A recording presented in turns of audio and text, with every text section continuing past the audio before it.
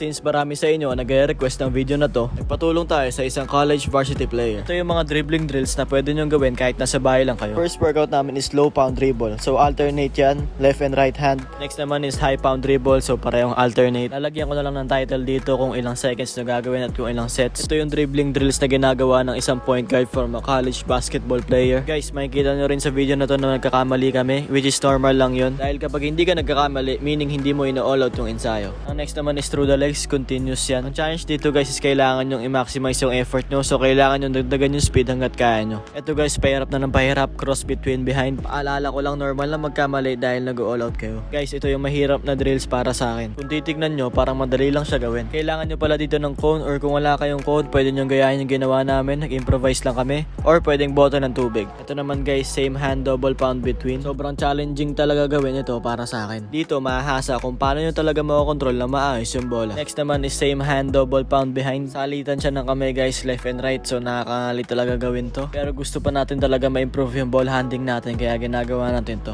Ang susunod naman is one dribble between or Luka. Ito kasi yung simpleng move na ginagawa ni Luka pero napaka-effective. Last workout is ang Kemba Walker signature or ang around the leg snatch. Guys, pwede nyo itong i-add sa routine nyo. Mag-upload pa ako ng mga workouts kaya follow for more.